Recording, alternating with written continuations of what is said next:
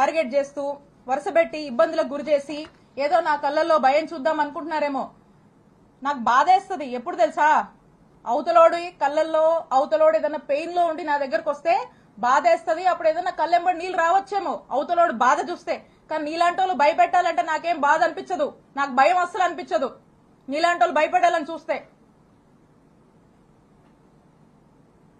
మీకు రాజకీయాలు ఎందుకు అవసరమో చెప్పనా. ఒకటి, రత్తయ్య గారు అంటే నాకు చాలా అభిమానం. ఆయన చాలా కష్టపడి ఈ స్థాయికి వచ్చాడు. ఎంతో మందికి ఒక విద్యా సంస్థలు పెట్టి ఎంతో మందికి విద్యాబుద్ధులు నేర్పించినటువంటి వ్యక్తిగా ఈ ప్రాంతం ప్రజలు ఆయన్ని గౌరవిస్తారు. నాకు అదే గౌరవం ఉంది. కానీ అన్ఫార్చునేట్లీ ఈ రోజు వారి కొడుకు గురించి ఇన్ని నిజాలు ఆయన తప్పు చేశాడు కాబట్టి ఇవన్నీ నేను బయట పెట్టాల్సి వస్తుంది. సో కృష్ణదేవరాయలు గారికి రాజకీయాలంటే ఈ రాజకీయాల వల్ల వాళ్ళకి లబ్ధి జరుగుతుంది కాబట్టి ఆయనకు రాజకీయాలు కావాలి. కానీ విడుదల రజనీకి అట్లా కాదు. ఎందుకంటే నేను నిజాయితీగా ప్రజలకు సేవ చేయడానికి రాజకీయాల్లోకి వచ్చాను. రాజకీయాల వల్ల నా రూపాయి నా ఆస్తులే నేను కోల్పోయాను తప్పితే నేను రాజకీయాల వల్ల ప్రజల వల్ల రాజకీయం వల్ల ఏదో లబ్ధి పొందాలనే ఉద్దేశంతో నేను రాలా. నాకు అవసరం లేదు కూడా, బై గాడ్స్ గ్రేస్.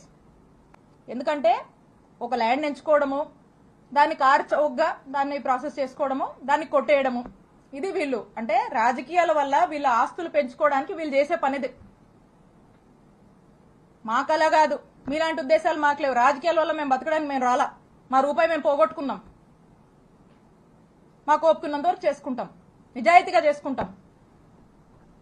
మా నాయకుడిని మేము నమ్మాము, మా నాయకుడి కోసం కష్టపడతాం. మీరు ఎన్ని ఇబ్బందులు పెట్టినా మేమేం పారిపోం. మా పార్టీ కోసం నిలబడతాం, మా కార్యకర్తల కోసం నిలబడతాం, మా ప్రజల కోసం నిలబడతాం, పనిచేస్తాం.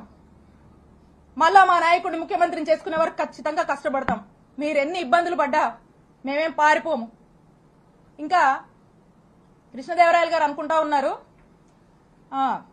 నాకు వైఎస్ఆర్ కాంగ్రెస్ పార్టీలో ఒకరిద్దరితో పరిచయాలు ఉన్నాయి, ముసుగులో ఒకరిద్దరితో పరిచయాలు ఉన్నాయి, ఆయన టచ్ లో ఉన్నాడని ఆయన భావించి ఆ ఒకరిద్దరు రేపు వైఎస్ఆర్ కాంగ్రెస్ పార్టీ గవర్నమెంట్ వచ్చినా కృష్ణదేవరాయల్ని కాపాడుతారు అనే భ్రమంలో ఆయన ఉన్నాడు. ఆ ఇద్దరు, ఆ ఒక్కరు, నువ్వు ముసుగులో ఉన్న ఏ ఒక్కరు కూడా నిన్ను కాపాడలేరు అని నేను క్లియర్ గా చెప్తున్నా.